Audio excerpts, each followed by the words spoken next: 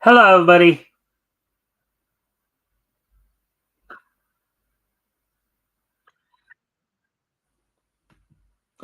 All right, so welcome to the Mikestand, everybody. Hope everybody's had a good weekend. Of course, now we're here on Sunday, um, November 17th, 2020, 2024. Of course, um, we are about a little under a couple weeks away here from Thanksgiving.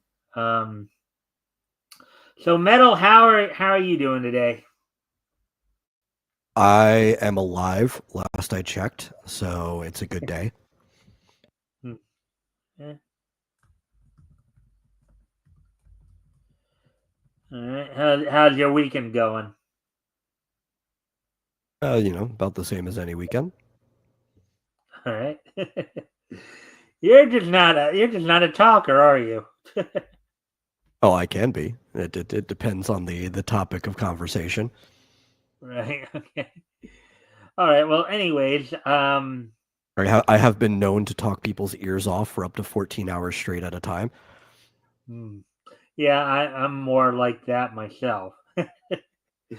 um, well, before we, of course, we talk about what's on tap for tonight. Would you like to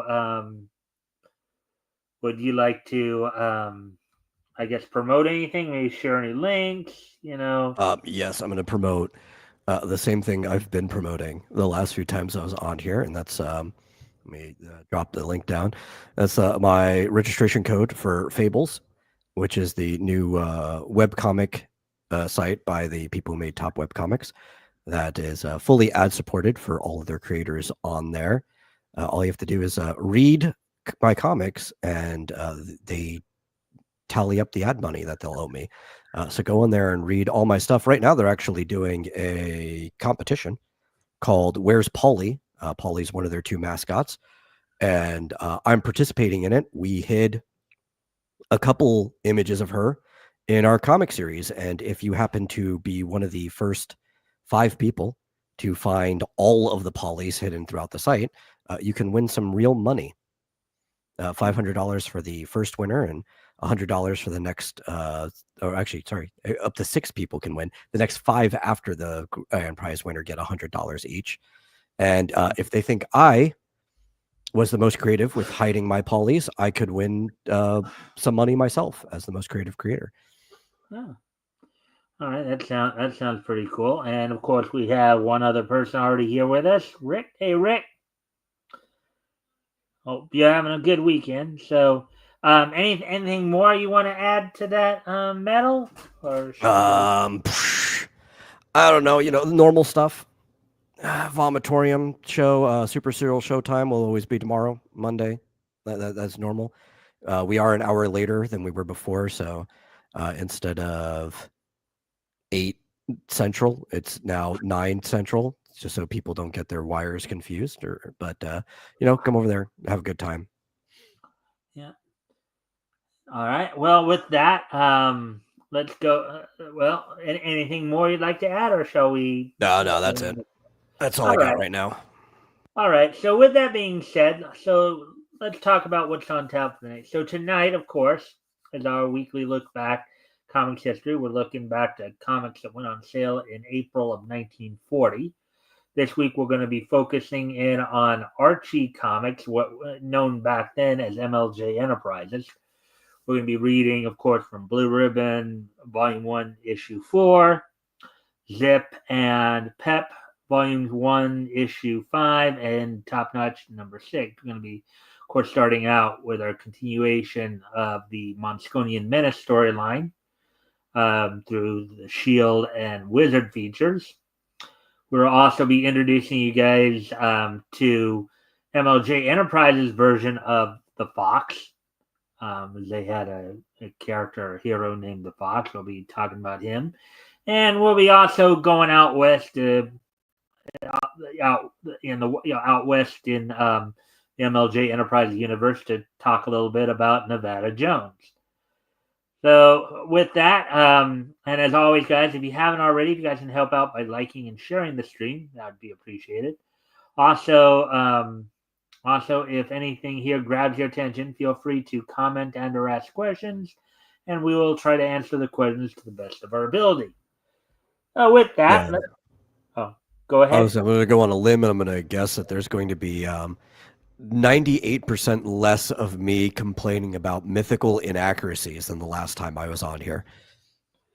Yeah, we don't have. Well, yeah, I think most of the characters are like modern day. I think the only thing where we go back and might quote unquote go back in time a little bit might be the Nevada Jones feature, but that one's more Wild West than anything else. So, um, obviously, no Speed Centaur this time. All right. So, with that being said, let me pull it. Let me grab the material here as soon as I find it. Oh, there we go. All right. So first up, we're going to introduce everybody to MLJ Enterprises, the Fox character. Before we get into the actual reads here, of course, his real name was Paul Patton.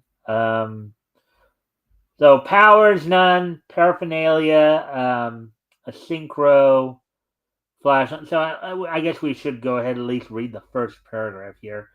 So when Paul Patton, the Daily Globe staff photographer, and reporter Ruth Ransom went to West Virginia to get the scoop on the notorious Night Riders gang, Paul was kidnapped upon his arrival by the Hoods and taken to a lonely country road. After whipping him, the gang left him unconscious in the woods. The next morning, all right. So basically, he's a photographer. Okay, so let me do this. Real name Paul Patton, current alias the Fox. Let's see. Base of operations New York. Secret identity American. Single. Photographer for the Daily Globe newspaper. Penn State graduate. Male, black hair. MLJ, created by Joe Blair.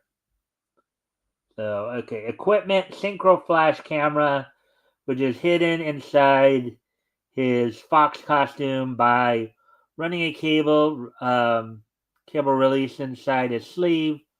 He's able to snap pictures and automatically move the film for a new shot after each exposure. Notes his girlfriend, Ruth Ransom, who also works at the Daily Globe newspaper, but as a reporter. And he had 29 appearances. So there we go with the basics there of that character. So now get ready to go over to let's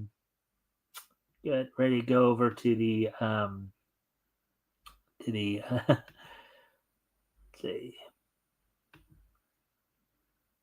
All right, so we're gonna go over to Pep Comics first.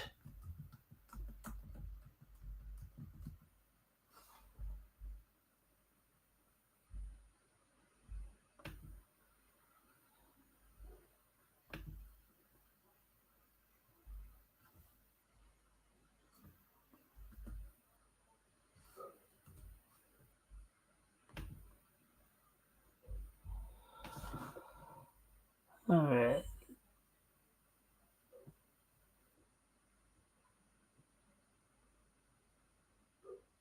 And the first feature we're gonna look at is, of course, the Shield is part of the continue as we continue going over the Monsconian Menace storyline.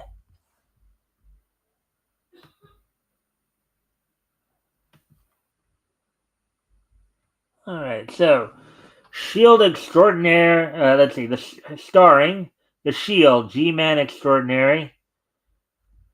Number 5.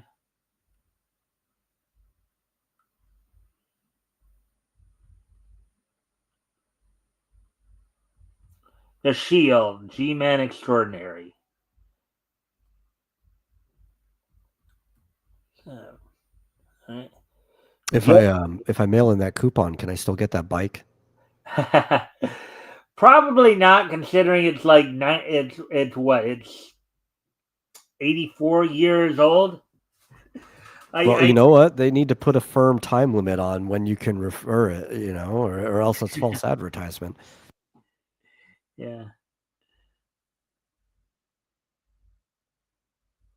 Well, would anybody actually even try to mail the coupon? And that'd be interesting. Uh, anyways, Joe Higgins, G-Man Extraordinary, is the Shield. Only one living man knows the Shield's true identity, and that man is the chief of the FBI. The Shield in action is bullet and flame proof and has the power to perform extraordinary feats of physical courage and daring. With the speed of a bullet and the strength of a Hercules, he devotes his life to shielding the government from all enemies.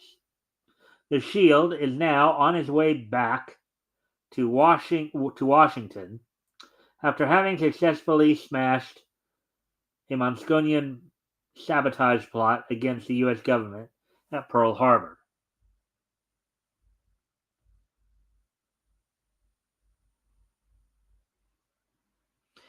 In the Mosconian headquarters, somewhere in Washington, we must rid ourselves of this shield. There is a boat sailing from Pearl Harbor. If the shield is to come here at all, he'll be a passenger on that boat. Good, good. We will send a message to our submarine there. A spectacular extra reaches the American public. Extra! Read all about sensational plot smashed by mysterious shield. Aboard the Mosconian submarine at Pearl Harbor, a message from headquarters in Washington.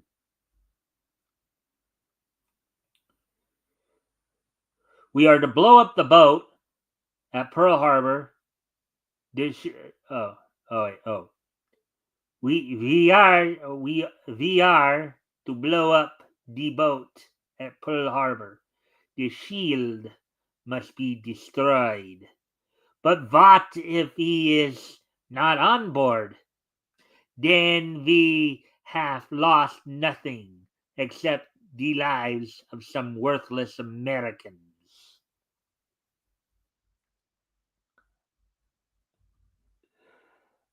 But I know we're still pretty early in the story here. Any comments thus far?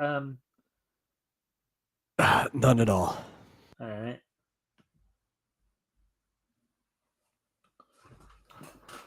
But the Mosconian plotters have not miscalculated. The shield is one of the passengers.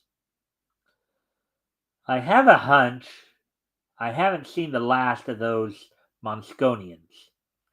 The Mosconian submarine overhauls the ocean liner. They are in sight. We cannot torpedo them. Would be an act of warfare. The ship is passing close to submerged volcano. Prepare the electromagnetic rays. The electromagnetic ray magnetizes the rudder so that the ship's direction is controlled by the submarine. That is absolutely ridiculous. I guess you do have something to chime in on about, huh? Yeah. Anytime that they try to do something seemingly scientific to explain something that is otherwise magical, it's like there's no way that they could use a ray to magnetize a rubber from that distance, but then also use said same ray to control the now magnetized rudder. That Yeah, just doesn't work. but this is something that was used a lot in, I'm sure, comics and cartoons. You have to remember, these guys are comic book writers. They aren't scientists. They just try to put together stuff that sound, as you put it, they want to make it sound scientific, to explain magic or what have you. But they don't. A lot of times they don't really know what they're talking about. So, anyways, at the helm of the ocean liner, the helmsman is startled to feel the wheel grow slack under his grip. Good heavens! The boat is veering in a different direction. Say, something's wrong. We seem to be heading straight for the volcano. Higgins goes to ask the captain and overhears. I can't control the ship's direction. Good Lord, we'll smash into that submerged volcano. The shield decides to take a hand. I'm coming to take a look at that rudder. Or I'm going to take a look at that rudder. I've always wanted to swim in the middle of the Pacific anyway. Notice how he just kind of notice that transition right there, Metal. Yeah. It's So pretty standard. yeah. The murdering dogs. They're deliberately trying to sink this ship. The shield performs an amazing feat steering a giant ocean liner with his two hands. So he's trying to basically counteract their electromagnetic rays with his own strength. Yeah. I'm not saying that you can't do that. I'm just still going back and pulling into question the electromagnetic rays and how they function in the first place. I mean, you could pull two really strong magnets apart with pure force. If you break the magnetic bond, like that happens all together. I'm not questioning his strength part. It's the thing that precedes the strength. Yeah. All right. So that's it. Oh yeah, I already read that part. Okay, so I've broken the race contact. Now, if I can only swing the boat around in time.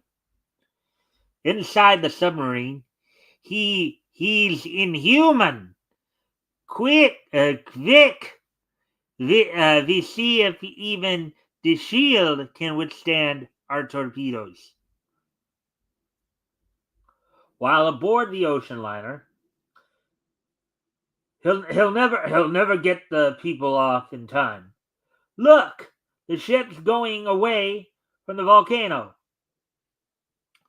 The weirdest battle man versus man has ever known rages. The ship is guided by the shield's incredible strength. If I try to twist this rudder anymore, it'll break off in my hands. So you got to be careful not to overdo it. It would appear. But the rudder cannot alter the ship's direction soon enough. It crashes with a frightful roar. Women and children first! Help! Help! The shield makes for the submarine. I'll give those murdering swine a taste of their own medicine. Wait a minute. I've got better ideas. The shield hits upon a ruse. He rips at the hatch. This ought to bring them to the surface. The Mosconians are terrified. I'd rather be drowned as to face the shield. We will all be drowned like rats. We emerge.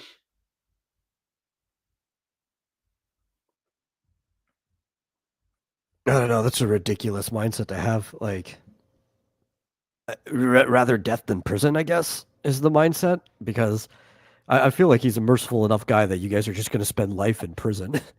Yeah. The shield's plan works. I'll drive those rats from their hole.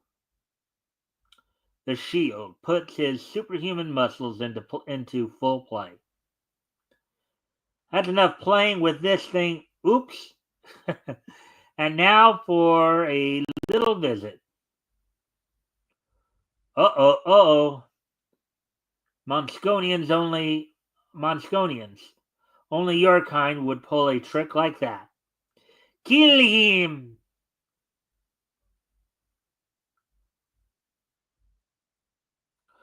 Oof! I'm really beginning to enjoy this now. Ow! The shield spies a spare battery. Whoa, Nelly. I think I'll put an end to your Monsconian's shenanigans. The shield handles the huge battery as though it were a feather. Now we'll really have some fun. There's only one way to bring those rats from their holes.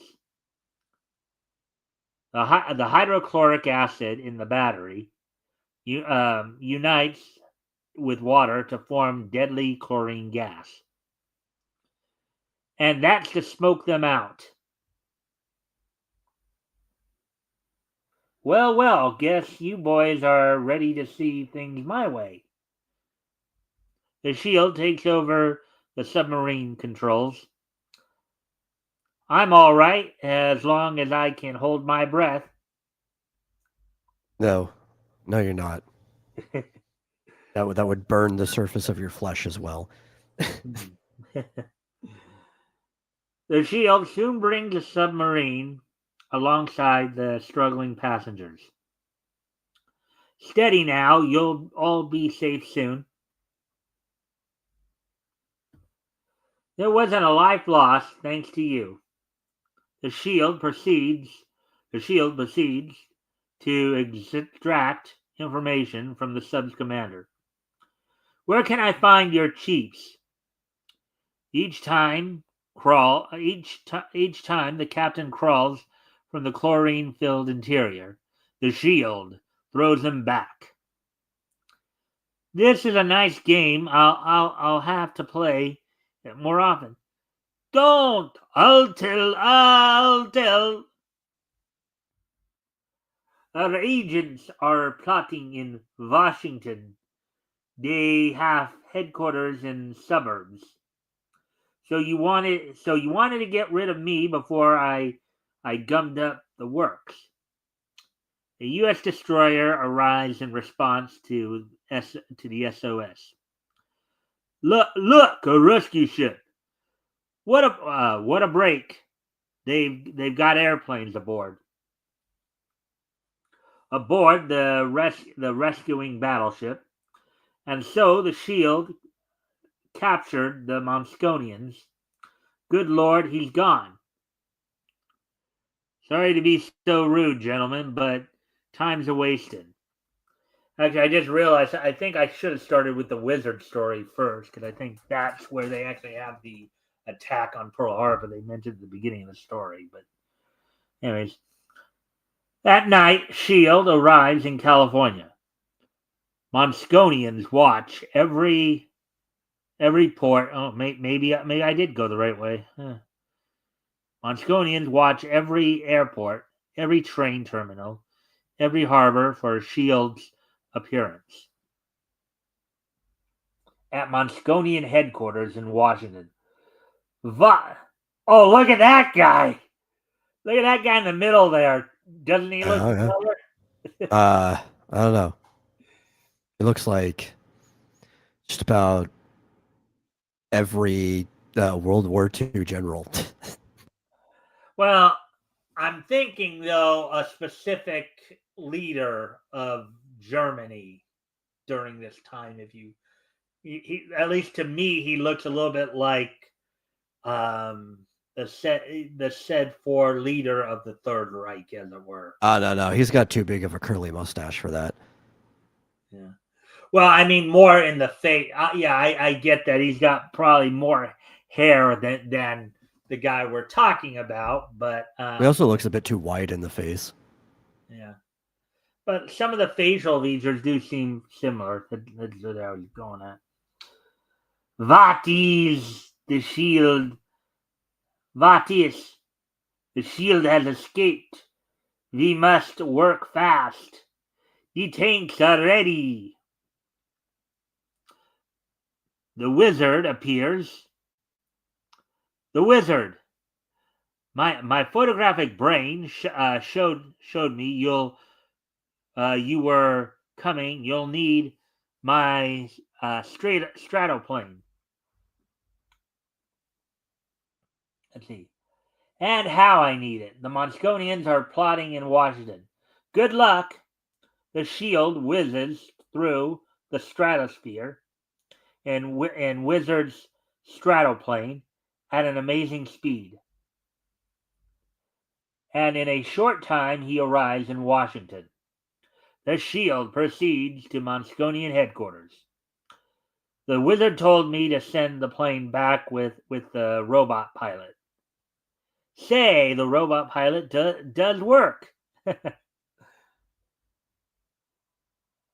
I'll listen in on their plan before I give them the displeasure of my company. Displeasure of my company. These switches will guide dynamite-laden tanks to the White House and the Congressional Library. I've heard enough. Your roof seems to be a little leaky. The shield. Oh boy. Get outside, rat, and see if it's raining.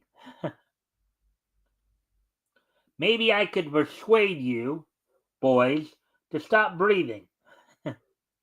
The chief of the Monsconians manages to reach one of the switches. Now you will see a trick. The shield, unknowingly, has his feet planted on a steel plate. And 1,000 volts of electricity shoot through his body. He is finished now. Oh boy. The shield is shocked into unconsciousness by the terrific current that would have annihilated an ordinary man. We take no chances. Bring in the steel coffin. Here it is. The shield is placed inside the coffin, and the lid is bolted down securely. Bury this coffin in the place we have prepared. The shield's coffin is tossed into a ravine, and soon the shield is just a memory. A landslide is precipitated into the ravine by a dynamite blast. The shield's coffin is buried beneath tons of debris. At Monsconian headquarters, the shield will never bother us again. But now we will send out our tanks. As the Monsconian chief throws a switch, two weird juggernauts of destruction roll out. Juggernauts. And onward to the mission of death. The shield regains consciousness. Where am I? I've got to get out of here. The earth bulges with the great pressure applied from below. Can even the shield overcome the dead weight of tons of dirt and rock? So I kind of figured that was how he was going to get out, even though when we try to think of the point of failure of that kind of steel coffin that was made for him, uh, there's no way that would be how he got out. Hmm. With the amount of strength that he has and the strength it would need to pull it apart, it would actually be easier for him to just like punch through the steel and pull it apart like a can of tuna. Or if you just try to push it like that, the edges would start bending before they would actually buckle apart. Hmm. Hmm. Well, yeah. I mean, again, the writing of the time, right? That and if Maybe. it punched through would be cooler anyway. It Ah, not only would it be more realistic, it would look cooler. yeah. A race against time. I've got to get there before those tanks. While in the Mosconian headquarters, then the explosion occurs. This glass will light red. Und und then we notify our leader of our success.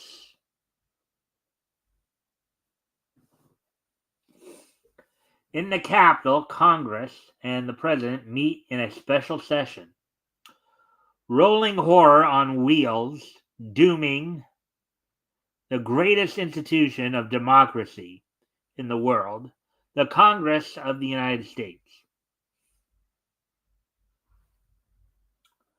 Like lightning, the shield intercepts the tank. Gosh, in the nick of time.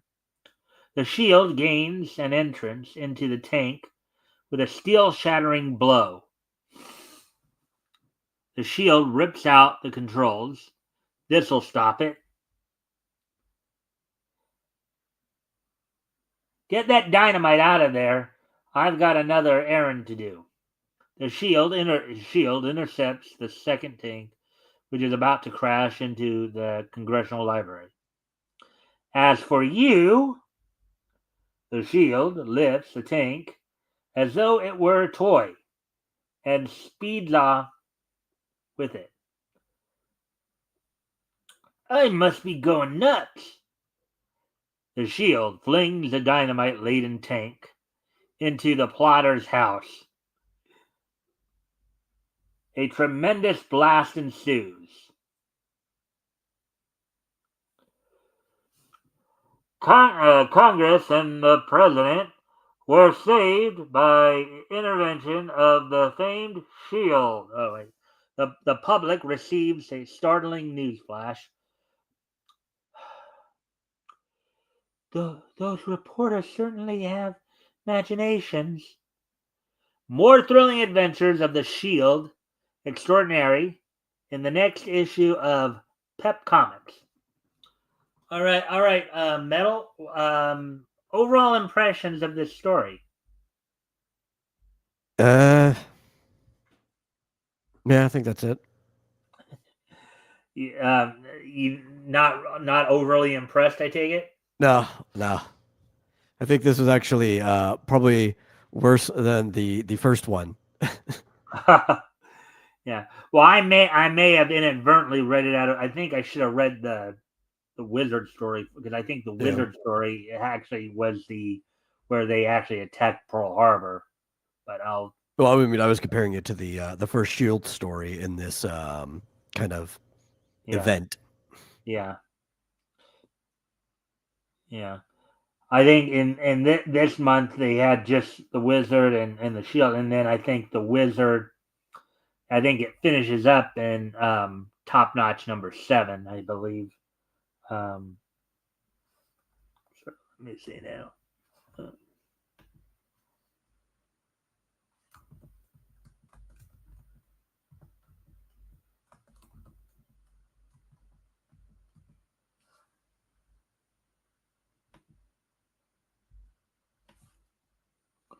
But we're going on to top notch number 6 as it were for today.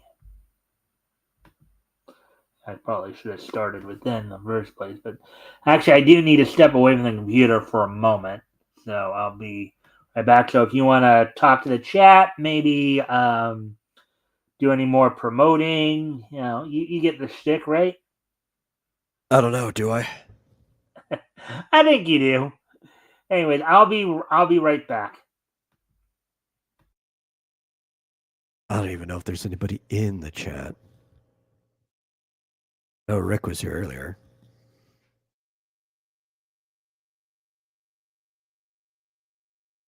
I don't have anything else to promote. I promoted everything at the beginning. Why would I have anything else to promote? Some random thing just pops up halfway through the show for me to promote. That'd be weird. I don't run my life like that.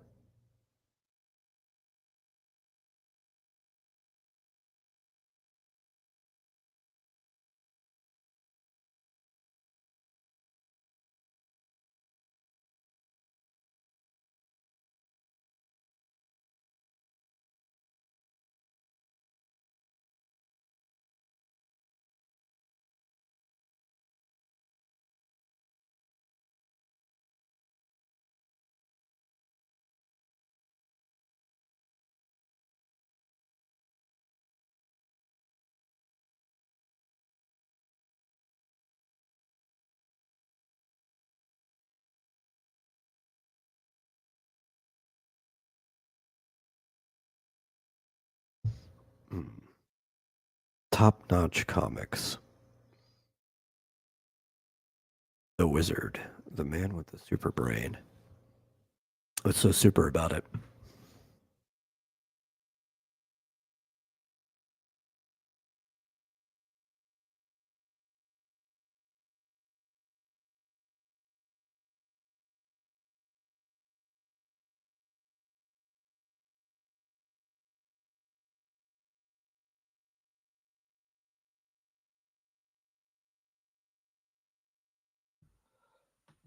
All right.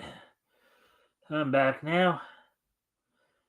Okay, so let's move on to the next story here. Of course, Top Notch Comics, 64 pages, all color, June number 6.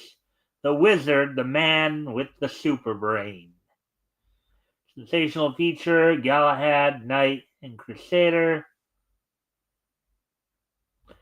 And then here's, I guess, another ad. Probably the same ad from before. All right. The Wizard, the man with the super brain. He solves all plots against the government, but the plotters cannot solve his plot against them.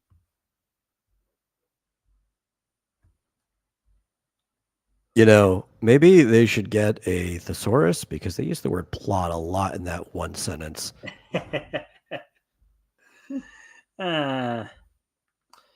With his super brain, the photographic mind, the wizard is able to visualize faraway happenings with these mental powers and his super strength. He ferrets out plots against the U.S. government. He has just frustrated Monsconian attempts at sabotage of vital American salients such as West Point and Annapolis. But the task is not yet done. Yes, I should have read this before. But I guess it doesn't matter too much. The wizard discusses spy activities with his brother Grover. While we wait for the Monsconians' next move, you protest to the Monsconian embassy. Later, in the office of the Monsconian ambassador, as chief of the naval intelligence, I have the right to protest Monsconian spy activities.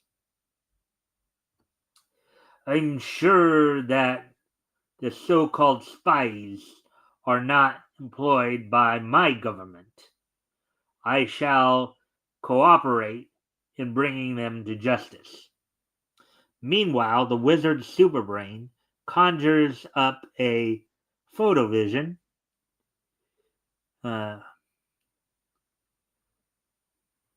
We are to proceed to Colorado. Those Monsconians are up to no good. I think I'll visit Colorado. The wizard proceeds to his rocket car, which he has hidden away for emergencies. But unknown to the wizard, his every move is watched by crafty Monsconian eyes. Monsconian headquarters. The televiso signal the our agents wishes to contact us. The wizard is motoring westward in his rocket car. Quick! The bombing squadron, the wizard must die. The Monsconian bombers roar off, intent on destroying the wizard.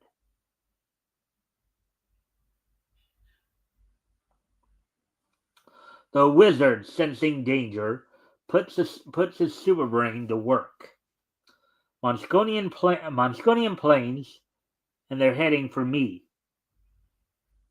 The Monsconians sight the wizard's car in the distance. Bomb him when I signal. The Monsconians attack. Looks like a fight to the finish.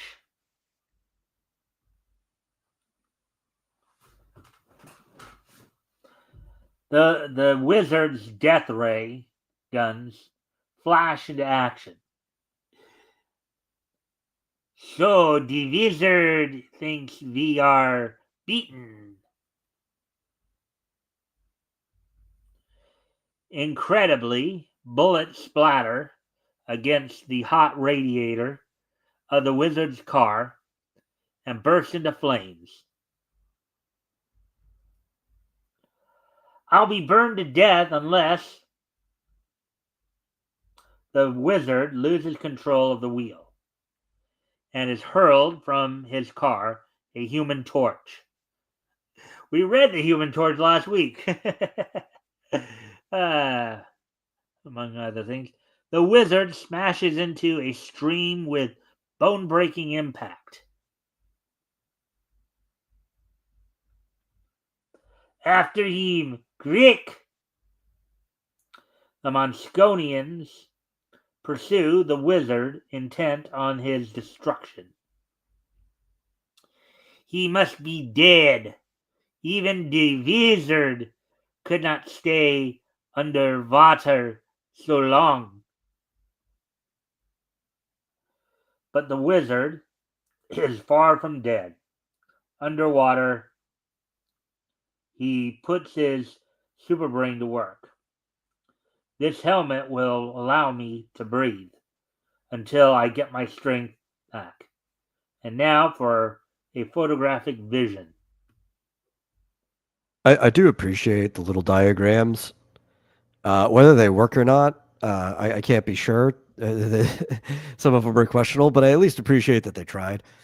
Yeah.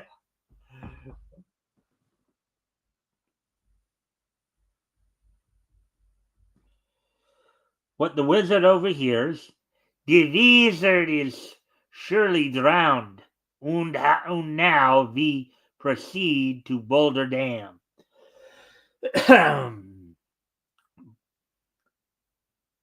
Blowing up Boulder Dam will be the greatest piece of sabotage ever performed. So that's their game. I think I'll take a hand in it. The wizard again! That's for ruining my car. That's for making me wet my clothes. Uh, two heads together are always better than one.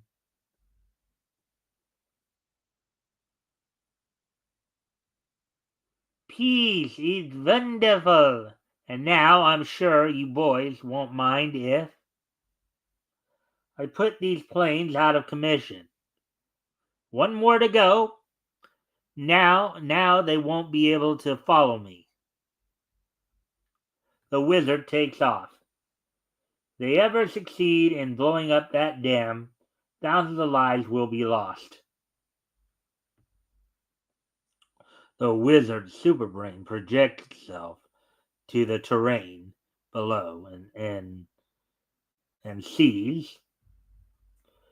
Great Scott! They're about to bombard the dam from the surrounding mountaintops. I haven't a moment to lose. On the mountaintop, in 1 minute, we fire on the other mountaintop. They will also shoot between us. We cannot miss. Ready, aim! Before the Mosconian general can utter the dreaded signal, no, you don't. The wizard directs an electrolysis ray at the Mosconians. I've got to stop those Mosconians from bombarding the dam. What the? This thing's jammed. There's more than one way to skin a cat. Any comments thus far? No. The wizard races toward the mountain's edge with incredible speed. What does he propose to do? Meanwhile, on the opposite mountaintop, they should have fired by this time. We will wait no longer. The Mosconian missile of destruction is sent, hurtling toward the greatest project the U.S. has ever built. The wizard hurls a shell with greater velocity than it is shot from a cannon. The wizard's cannonball meets the Mosconians in midair. Run for your lives and air raid!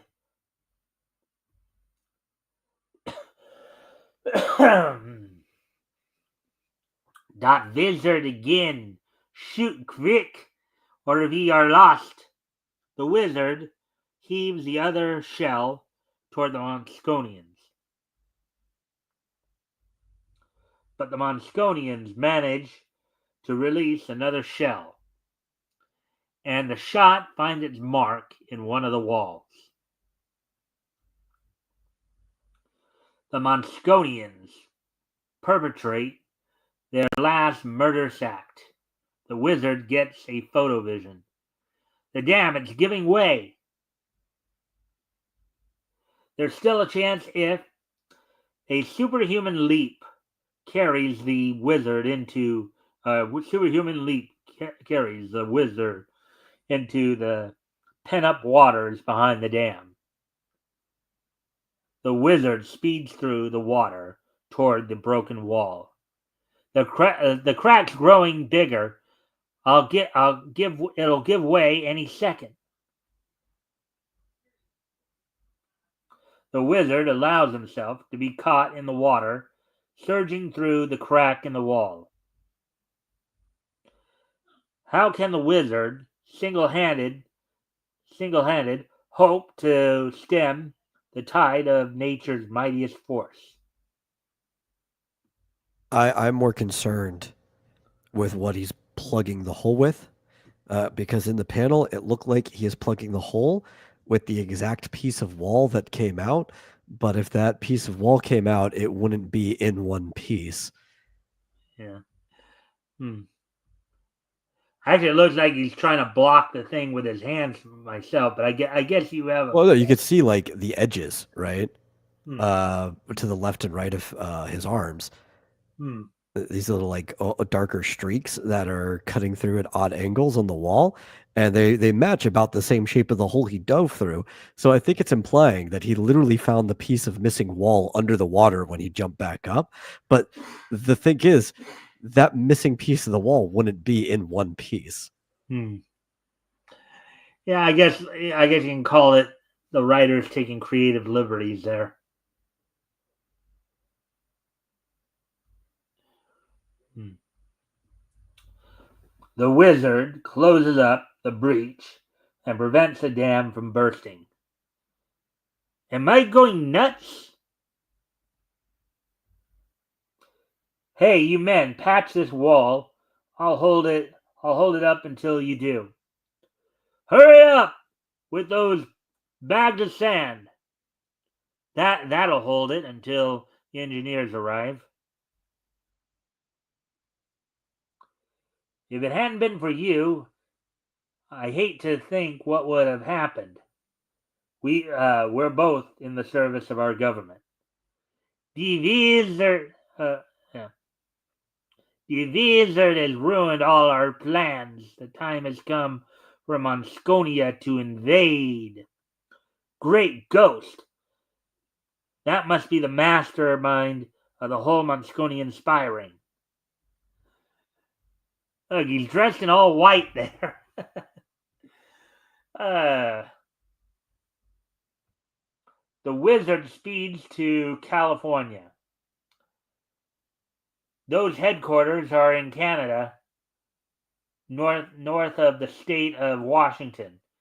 California will be their first objective. In the apartment of Grover, the wizard's brother, there's a signal. It must be the wizard. What's up, wizard? Have the U.S. fleet ready on the Pacific coast to meet a Monsconian invasion, Grover. And send my robot-controlled stratoplane.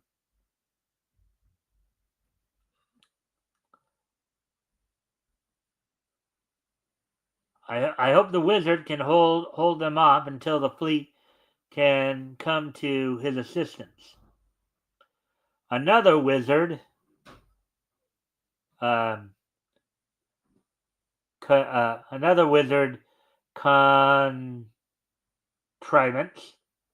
a remote control dial which controls his robot piloted stratoplane. My stratoplane should be along any minute. I've got the joystick supported in my belt. Okay. Interesting place to have that thing.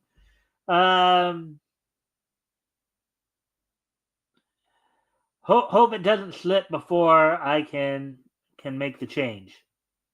No, I think you should be more worried about your pants slipping off if your belt's no longer around your waist. I'll be there in no time now. Will the wizard single-handed break up the giant plot against the integrity of our country, or will the odds prove too great?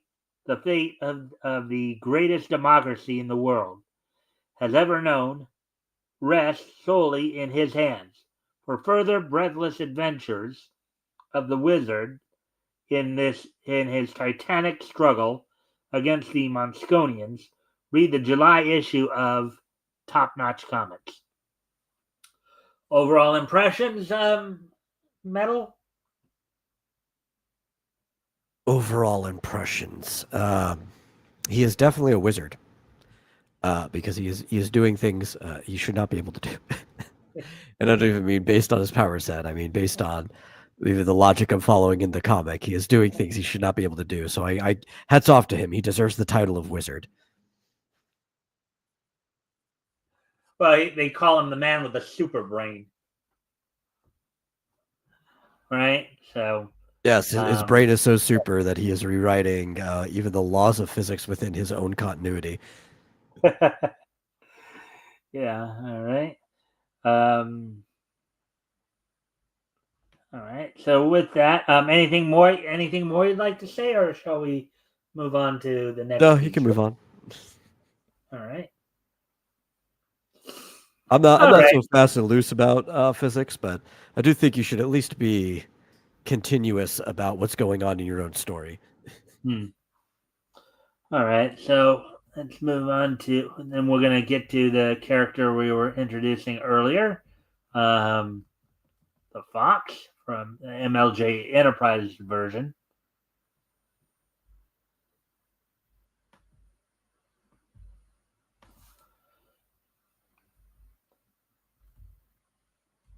Mm-hmm. Let's see, number 4, I believe, is what we're looking for.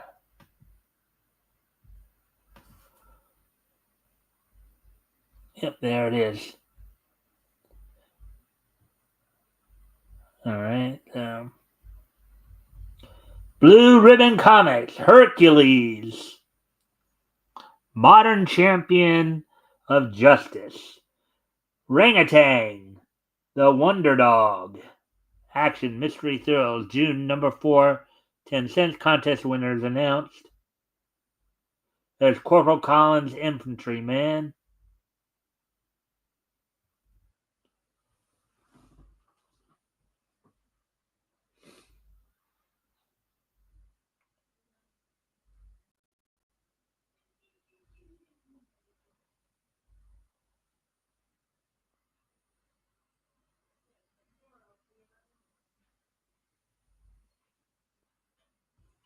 Is that a story about a dog? Yeah, yeah. um, Actually, predating like Rex the Wonder Dog and a few others. Yeah. Um, it actually is a pretty interesting story. I did read the very first one before, so I might have a chance at some point down the line to read another one. But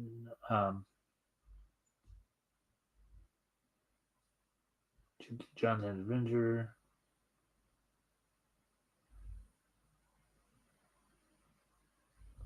There we go. That There's definitely wouldn't go by today. what? Gypsy Johnson. Oh, oh, you think because the term gypsy would now be considered a slur or something like that? Well, to be fair, gypsy was always a slur, but now it's considered an unacceptable one. Hmm. Well, aren't today with today's crowd, aren't most slurs unacceptable? It varies, yeah, but I would probably say so. Yeah.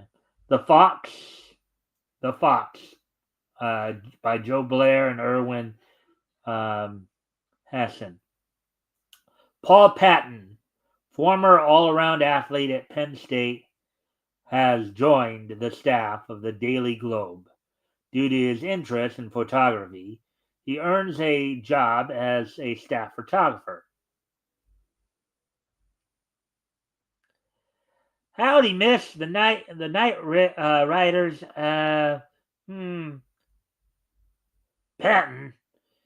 This is Ruth Ransom, East reporter, and you and she will cover the doings of the night riders. Hello.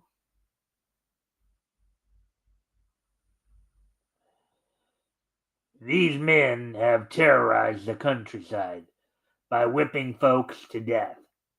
Take the next train to Fleetville and get good shots of them. But above all, look out for Ruth. Goodbye and good luck. Several hours later, as they near their destination in the West Virginia hills.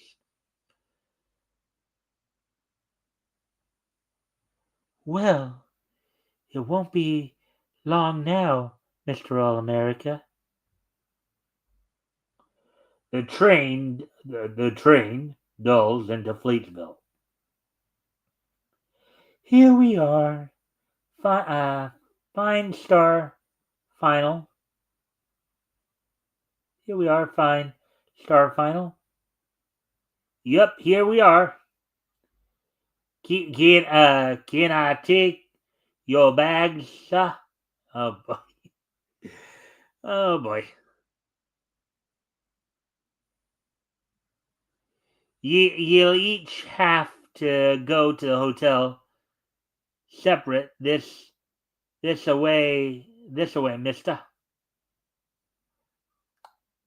I don't like this. Don't don't cry, All-Star. Mama will meet you at the hotel. Oh boy. What do you think?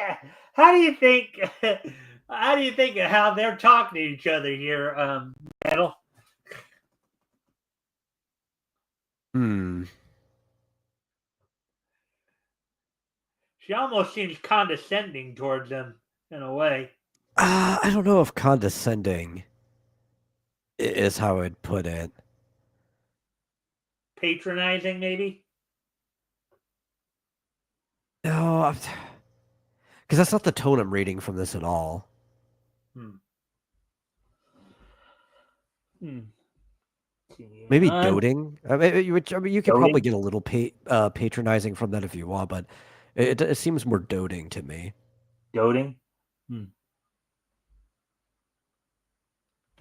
All right, we get ready to continue on here. Paul is sped through town.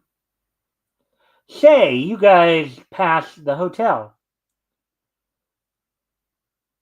Well, my word. So we did. And did ya get a picture of it? Huh? On a lonely country road. What's the big idea? We don't want to weigh you down.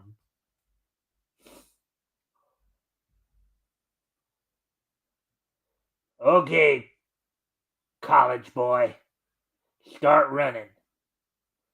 Yeah, get going, Buster. Just watch me get going. Grab him! Paul is overpowered by the night riders. Stubborn cuss, ain't he? Yeah, but I beamed him with a rock. Barely conscious, Paul is whipped by the hoodlums. Tough guy. This will larn ya.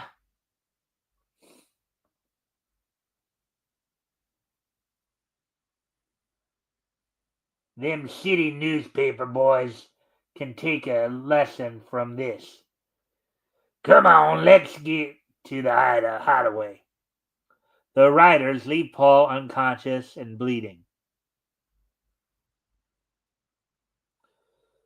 Paul regains consciousness and staggers along the road. Boy, what a washout I am. Oh well, maybe I can hop a freight. Later, gaining strength, he pulls himself aboard a New York bound fast freight. The next morning, in the office of the Daily Globe,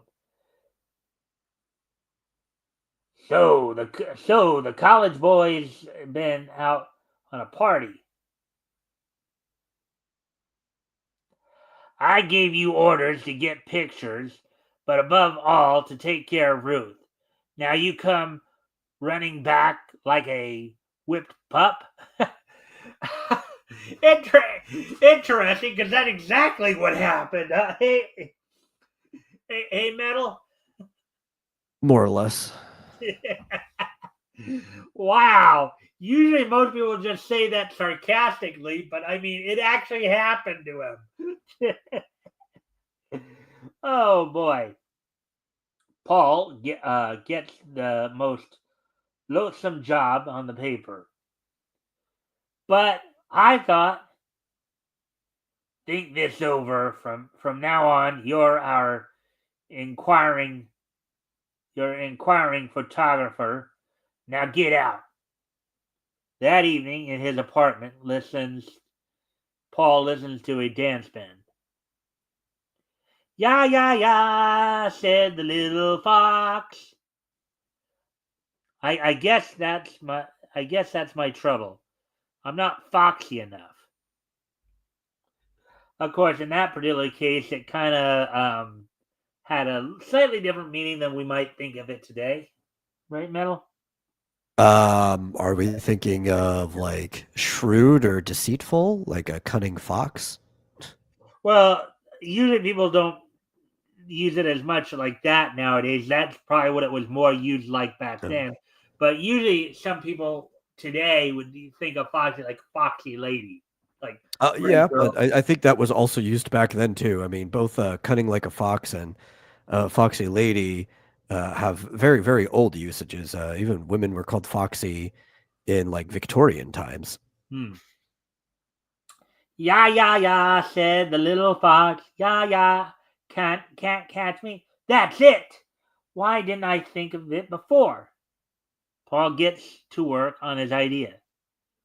A synchro flash automatic camera. Paul uses his technical skill to develop a synchro flash automatic camera. The synchro mesh gear will automatically move the film for a new shot after each exposure. Paul adds a fox head.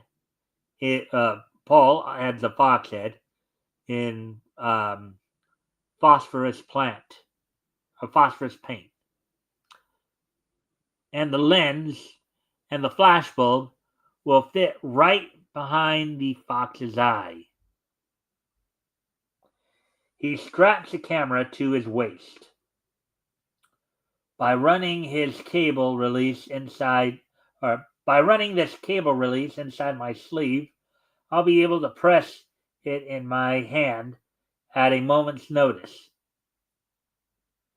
Paul Patton becomes the fox. Look at that costume. What do you think of that costume, Metal? Oh man, that talk about people using the term foxy to refer to sexy women now. That looks like some type of weird sex fetish costume, if you ask me.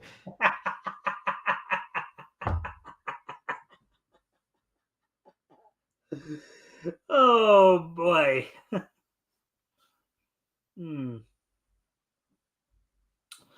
The fox speeds to Fleetville. In Fleetville, Paul parks his car, then looks like the whole town's having a meeting. Paul approaches the mob. Looks like things are getting serious. Oh.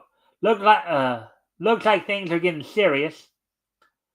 The night rider struck again. Folks, this time it's the sheriff then took. They took. What are we gonna do? What can we do? Nothing. The fox swings into action. Out in the lonely mountain country.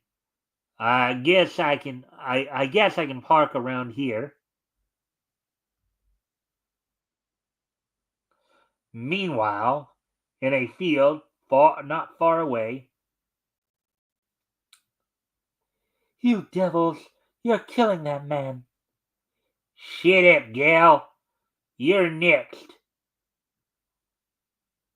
Wow, Sheriff, this'll larn ya not nosy in our affairs. Yeah, this whole thing looks like a weird sex thing. Bunch of people in robes and hoods with whips tying people up. A dude in a kinky fox outfit. Like, I don't know if we should be reading this. I almost think if Elk, aka parasocial audience, was here, he'd probably be digging this story. He'd probably be going, see, y'all. Listen, I might actually be inclined to agree with him on this one. Yeah, yeah, Just but this once. yeah, I mean, I'm not necessarily saying they probably didn't have stories like this. Oh no, there's actually probably several other times I'd agree with him, but this one I might actually throw under that book. Yeah, but I don't think they were as common as he was trying to make it out to be. That was always my argument for it. So, you know, I granted, I mean, well, people would argue that the whole William Moulton Marston's run of Wonder Woman, the guy who created Wonder Woman, was one big fetish comic, basically. I don't think you can say it's not. I don't think it's a whole fetish comic. It's just a comic that happens to include his fetishes. Right. Yeah, but well, you get what I was going for there, though. Yeah. So that's their picnic grounds, and they're getting ready to whip Ruth Ransom. Interesting name too, Ruth Ransom, right? You can just see another Lois Lane scenario here, can't you?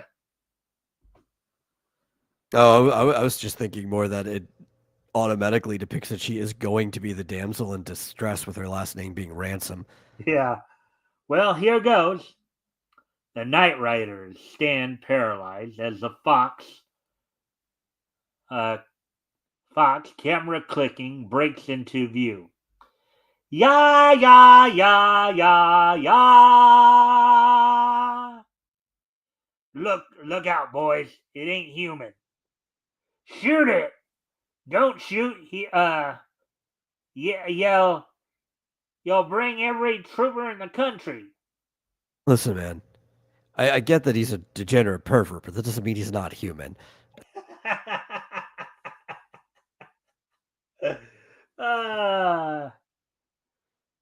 Don't hurt me. I'll do anything you say. You bet you will. I've got your picture practically in the paper. The Fox starts back to Fleetsville with Ruth and the ringleader.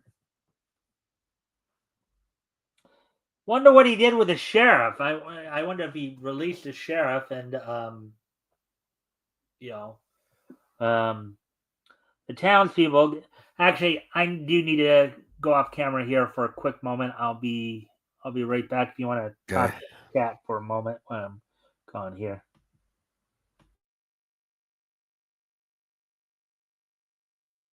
You don't want to know what he did with the sheriff, I'll tell you.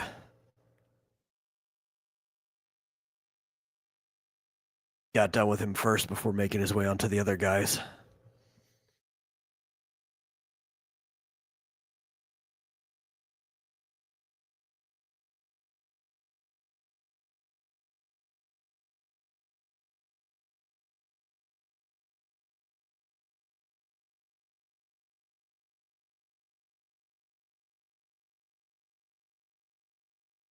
Actually, like this panel because, especially in older comics, but even now, like people just don't draw most of the people in a crowd at all.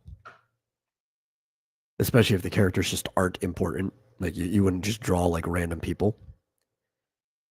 And in this very wide panel, I'd argue probably like half of the people actually drawn here before they become silhouette, which is it's just more work than most people would do.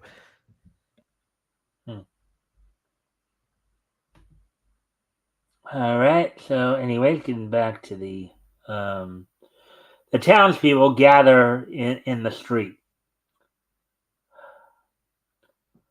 Holy cats! I'm grabbing the next train. This is front page. Yeah, Cooper Tone, Leon Jones, and Ox Hiller, and come on, fellers. We'll round up those Night Riders right now since we know who they are. After taking his shots, the Fox disappears. Hey, where's that Fox? If that don't beat all, didn't even give us time to thank him. Later, the offices of the Globe later, the offices of the Globe. There's the story. If I ever see the fox again, I'll kiss him. Help me. Paul Patton brings in enlargements of the pictures he took. These are great. Who brought them in? Just a man he left. Are they any good? Heaven's sake! Follow the adventures of the Fox next month in next month's Blue Ribbon Comics. All right, Metal. Overall impressions. Ah, I don't know if I can say my overall impressions in polite company. Try. Ah, it was very kinky. Kicky, naughty, naughty. Yeah, yeah. uh, as I was saying, I'm sure that if Elk, aka Parasocial Audience, was here, he'd be in see. You Well, know. especially the fact that like he's singing the song that gave him the idea as he's walking up. I'm just imagining like one of those really cheesy like late 70s disco movies or whatever, where like the main character's like walking up dancing at them. Mhm. Yeah. I mean, granted, as I said, I'm not necessarily saying that there might not have been some in some cases. Yeah, some of this stuff may have kind of come into play here, but I just don't think it was quite as widespread or rampant as Elk wanted to try to make it seem. You know what I mean? I mean, you've been here before when he's talked about that, right?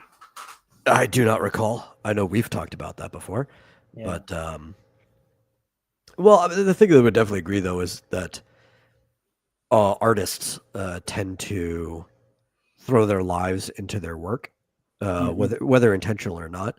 So it really just depends on who the writer and artist were at the time of each independent work. Hmm. Yeah. Well, with that being said, we'll get ready to move on to the last feature we'll go over tonight. Over in Zip Comics number 5. Uh, Take a little trip back in time to the old west of the MLJ Enterprises, aka Archie universe. Go say hi to Nevada Jones.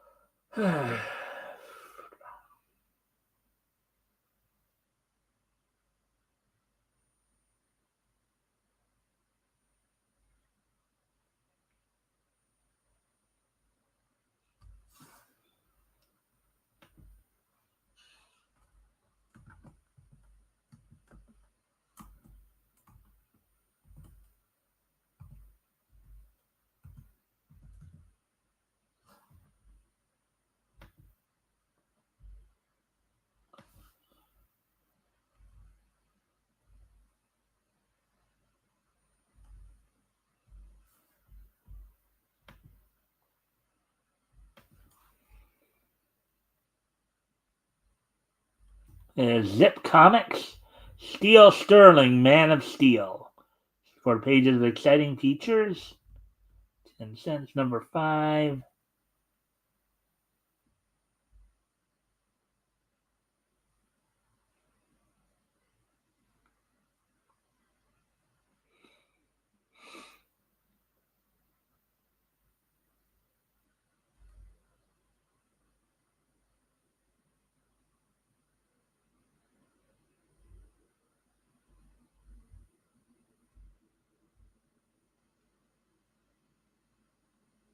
Right, that wouldn't be. Still Sterling there. Mugly.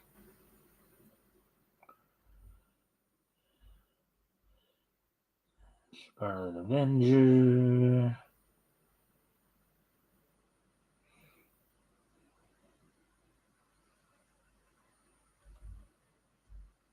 Nevada Jones, Quick Trigger Man. While passing through Sutter's Creek, Nevada Jones and his trail partner, Little Joe, overhear talk about the strange disappearance of the Ames brothers. The sister of Carl and Steve Ames explains to Nevada. My brothers inherited a mine on Snake River. They left to work it 6 months ago. They stopped writing to me. I'm mighty worried. Sure's queer, ma'am. I'll look into it. Mounted on his magnificent stallion, Blaze, and accompanied by his Mexican helper, Little Joe, the masked quick trigger man sets out on his mission. Let's go, Little Joe! Yippee, yippee, yay! Blaze away! Good luck. Arriving at Snake River. Well, Little Joe, here's the mine. It sure seems deserted. Look, boss, Smoke.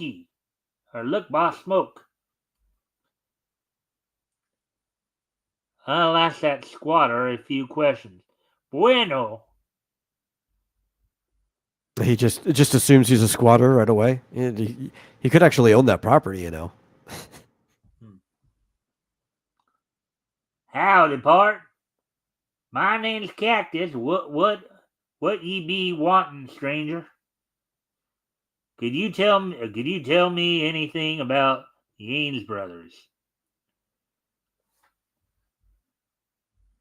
Uh-huh. They worked that full mine, never found nothing, left here a spell ago. Later. We'll camp here, Little Joe. I don't like the looks of things. Hee hee. That night, boss, I hear a twig crack.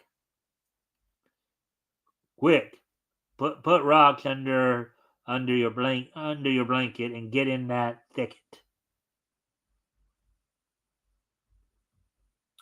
Nevada sights the glint of metal on the other side of the clearing. Our visitor has arrived. Suddenly, shots and the thud of retreating feet. Whew. Look at that! Look at the bullet holes in these blankets. It's lucky you woke up in time, Little Joe. Madre mia! Next morning, let's mosey around that mine, Little Joe.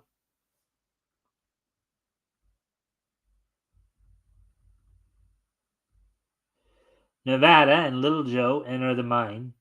Yeah, I have to say that Hanna-Barbera has ruined me. Why do you say that?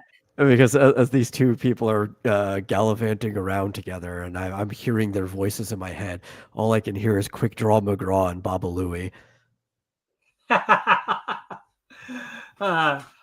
take it I'm neither Quick Draw McGraw or Baba Louie. I take it. Yeah. Bats walking deeper into the mine. Nevada sees. Look, a strong box. Gold, boss, and plenty of it. And Cactus said they didn't find anything. That would seem kind of suspicious, don't you think? They're metal. I would hope so. It would be Probably be a pretty bad mystery of a comic if it wasn't suspicious. Nevada hears a crackling noise from the other side of the tunnel wall. That's funny. These timbers look solid. When? Look out, a cave in! You all right, boss? I think so, but let's get out of here pronto. Back at camp, we'll uh we'll, we'll hide in them thickets. If our prowling friend returns, we'll bushwhack him. After a short wait, there he is. Bam! Sock! Pow! Will, our pal Cactus. Get some rope, little Joe.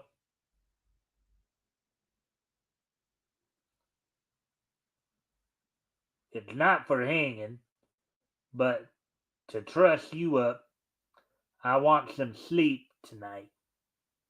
The next morning, what's the idea, Cactus? I was scared you wearing that mask. I thought you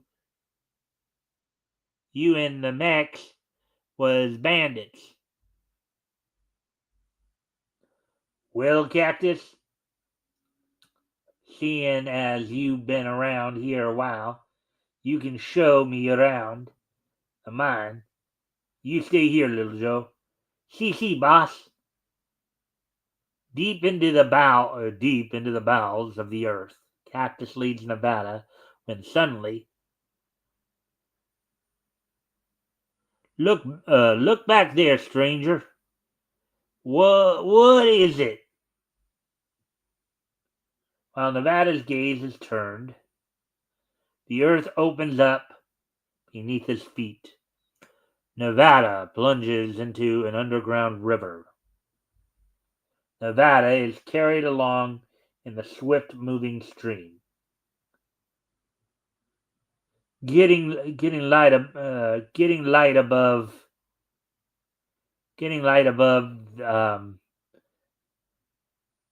must be coming out of the tunnel. Nevada comes to the surface just above a waterfall. Lucky I came out near this rock. I'll whistle for Blaze. Back at camp, Blaze's keen ears catches the signal. Go, Blaze! I follow. Hold tight, boss. Hurry, little Joe. This current is strong. Good work, little Joe. I thought I was finished. Nevada takes a short but dangerous route to the nearby town of Breakstone to see the sheriff. Yippee-yap! Blaze away! That's what I want you to do, Sheriff. I sure will if what you say is true. The law's got work to do.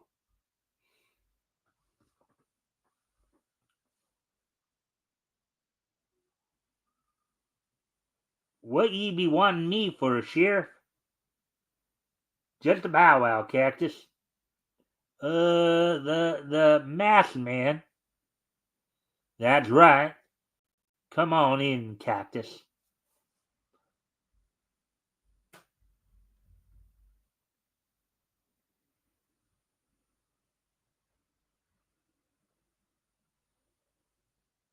The game's up, Carl Ames.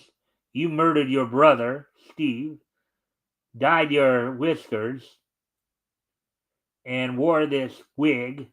Clever, but not enough. But Carl Ames suddenly whips out his gun. Right, hombres. And now you and the sheriff are next. But Nevada's lightning speed is too much for the killer. He shoots the gun out of his hand. You're not having much success trying to cool me off. First the cave in, and then the river. Well, Sheriff, grab your man. Read the next smashing story of Nevada Jones, the next issue of Zip Comics. Overall impressions. The later half of the comic was pretty good. Once it actually started getting into the actual plot, it meandered a little bit at the beginning, but I don't know. I kind of like the story. Of course, that might just be the Southwesterner in me being drawn to the old fashioned type of like Western thrill, gunfire, bandits, and stuff like that. All right. So, all right. So now we've gone through all four stories, of course. And I get up here. Actually, I don't even know why I'm even doing that because we're going to be going straight into after I ask a couple more questions, we'll probably just going straight into this day in each history, as it were. We're at hour 31, so not too bad on time there. All right, so overall impressions of the writings in the stories there.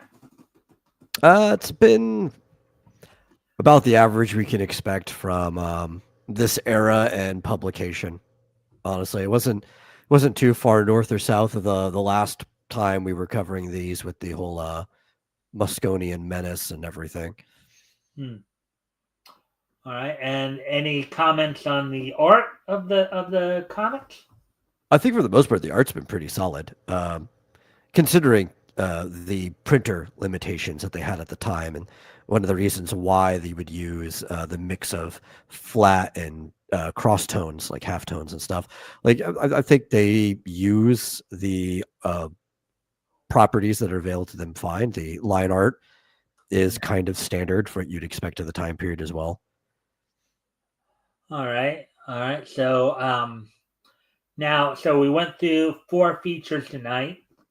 So of the 4 features, which one would you say was the one you liked the most, and your reason, and if you can give your reasons why as well? Which one did you like most in your reasoning for it? I think I actually just gave that one already. I think it was the Nevada Jones. All right.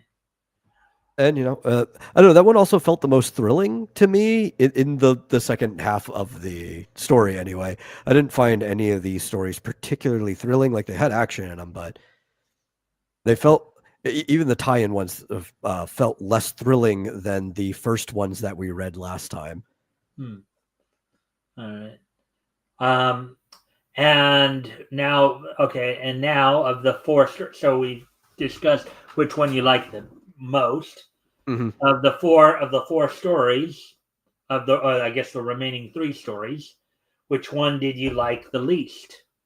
And your reasons why? Yeah. I think the Wizard, honestly. If I were to say like the weakest writing was the Fox, but at least the Fox was kind of ridiculous in a way that I was still entertained while we were going through it.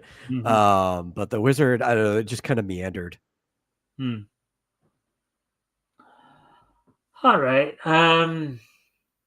Any more comments you don't want to talk about before we move on?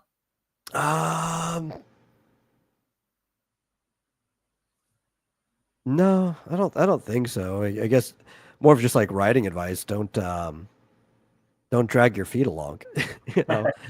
Like, well, I think even if you're writing a shorter story. Better. Yeah, right. Even if you're writing a shorter story like that, whether it's like 6, 10, or even 12 pages, break it down into like a couple parts. When you write each page, write a main action for the page, and then you can figure out the rest of the panels around it, and kind of just like get to the point of your story within the allotted time. Don't have what is functionally a 4-page comic that you dragged out to 8 pages, and then you have like 4 pages that are kind of just dragging your feet along. So you think more succinction than they could benefit from making the stories a little bit more succinct? Uh, I don't know if that's necessarily the case. I think it just depends on whether they actually have 8 pages worth of story to tell or not, or however long they are. Right? If you don't have that much, just write a shorter story. Yeah. All right.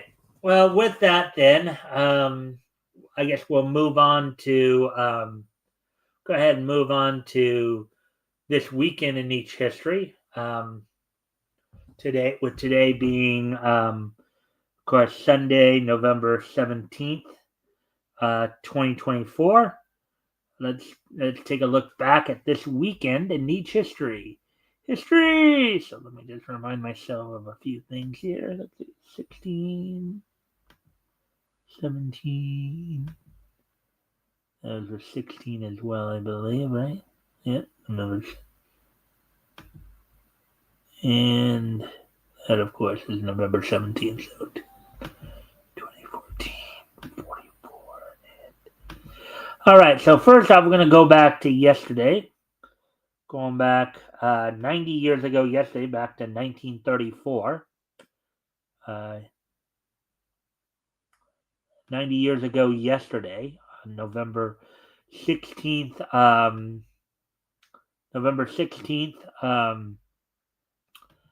1934. Um, the following animated shorts premiered in movie theaters.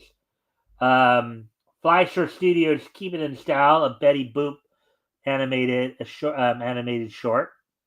premiered on this date on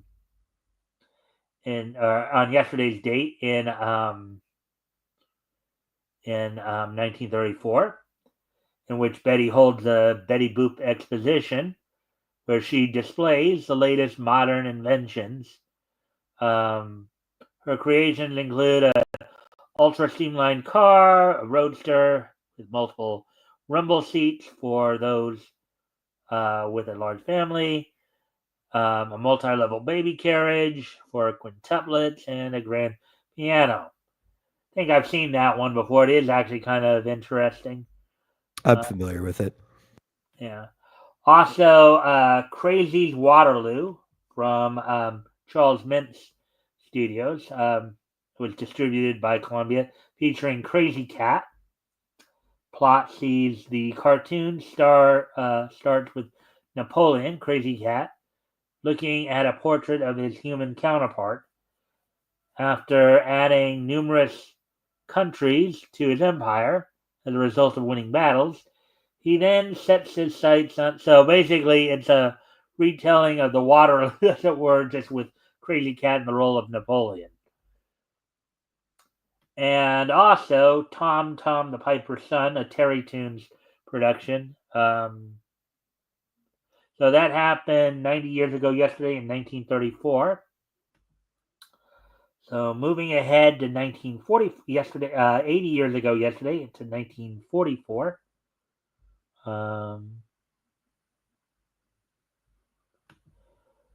80 years ago yesterday, the 20th issue of Boy Comics from Lev Gleason went on sale on yesterday's date in 1944. It sold for 10 cents and was 48 pages.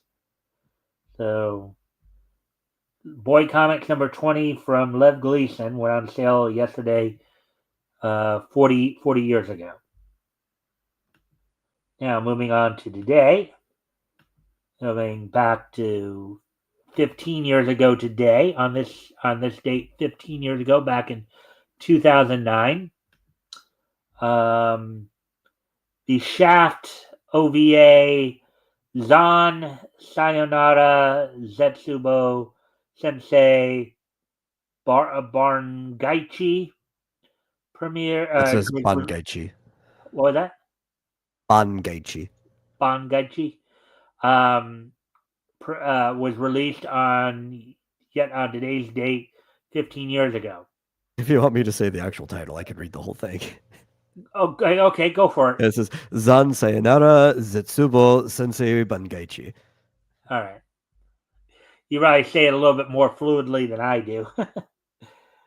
All right. And moving ahead to 2014, on this date 10 years ago today, on this day 10 years ago today. WWE held its Monday Night Raw event, the go-home event before Survivor Series of that year, from the Berglund Center Coliseum in Roanoke, Virginia, as they were preparing for Sting's debut in the WWE at that following Sunday's Did Survivor everyone go Series. missing? What was that? Did everyone go missing? What do you mean? Because they were in Roanoke. Oh, I don't think so. But the main event saw an 8-man tag in which Goldust and Stardust, aka Dustin Rhodes and Cody Rhodes, The Miz and Damian Sandow defeat the Usos and Los Matadores in the main event. You also saw Sheamus and Big Show go to a no contest. Rusev defeated Heath Slater in 31 seconds via submission. Tyson Kidd defeated Adam Rose via submission. And the show opened up with Luke Harper defeating Dolph Ziggler to become the new Intercontinental Champion. So there we go with that. So now we're done with that. So now, before we, of course, head out, Metal, did you want to do I hope you'll stick around for a few minutes after the show, for post show, as we will be, of course, we'll be back tomorrow night. But before I close everything out here, Metal, would you like to do an outro before we head out? Well, like normal, people can go watch me tomorrow on Super Serial Showtime over the Vomitorium channel if they want. It's pretty much the same time we've been doing it at 9 p.m. Central. But also, as you just clicked on the link, go sign up for Fables. Use my code. Read all my stuff. Get me advertisement money. That's it. That's all I got. All right. All right. So with that, I thank everybody for being here, and I hope to see everybody back here tomorrow when we will get back to, of course, niche news and all that, all the latest in niche news. Also, next Sunday, I will have Rick Piper joining me as we'll be continuing our look to April of 1940, books that went on sale in April of 1940. Next week, we'll be looking at the books that went on sale from Harvey Comics. So with that, I thank everybody for being here, and hope to see everybody back here tomorrow. Bye.